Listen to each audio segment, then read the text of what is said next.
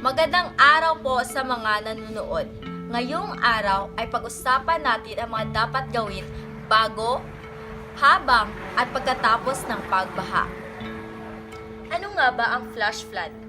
Ang flash flood ay nangyayari kapag malakas ang pag-ulan sa mga lugar na mababa. Ang uri ng baha na ito ay nangyayari sa loob ng 6 na oras mula sa pag-umpisa ng malakas na ulan. Ang agos ng tubig sa bahang ito ay napakalakas at mabilis kaya mahirap matakasan. Paghahanda bago bumaha. Una, iwasan magtayo ng bahay sa floodplains at gilid ng ilog.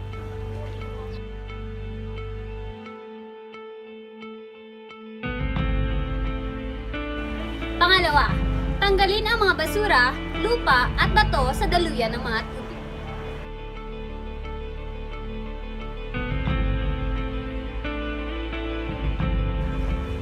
Pangatlo, siguraduhin gumagana ang draining facilities sa inyong mga lugar at kung saan man kayo nakapwesto.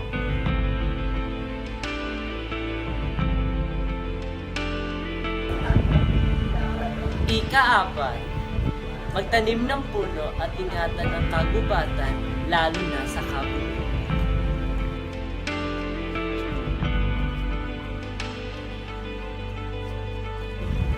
Panglima, pangalagaan ang mga ilog at iwasan magtapon ng mga basura.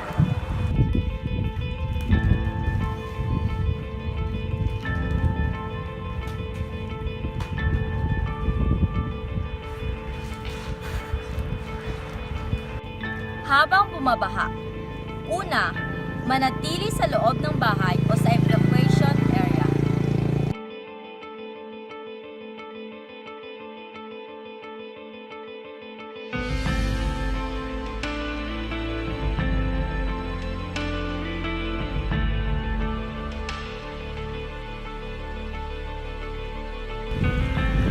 Pangalawa, huwag tangkain tumawid sa ilog o anumang umaagos na tubig na abot hanggang tuhod.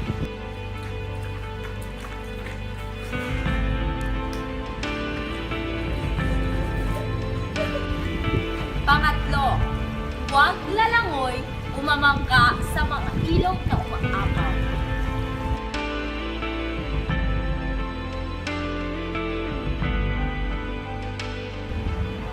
Pang-apat, lumayo sa mga bumagsak na pose o anumang matataas na bagay.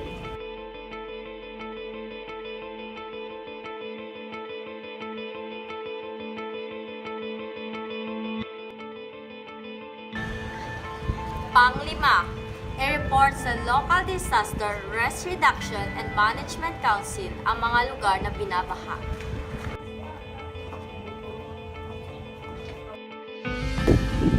Pagkatapos ng pagbaha, una, mag-ingat sa pagpasok muli sa inyong bahay. Gumamit ng flashlight sa halip na sulo o gasera dahil may mga bagay sa loob nito na pwedeng masunog. Mag-ingat din dahil may posibilidad din na may mga hayop na makapasok sa loob nito.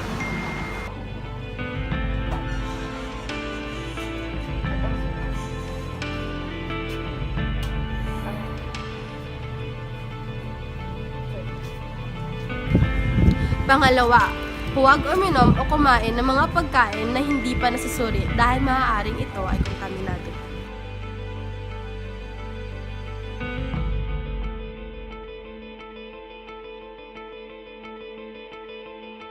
Pangatlo, kumonsulta sa mga health authorities sa kailangang mga bakuna.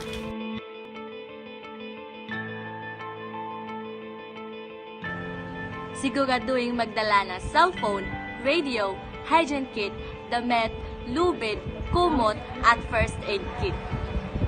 Maging handa sa anumang kalamidad. Yun lamang po at maraming salamat.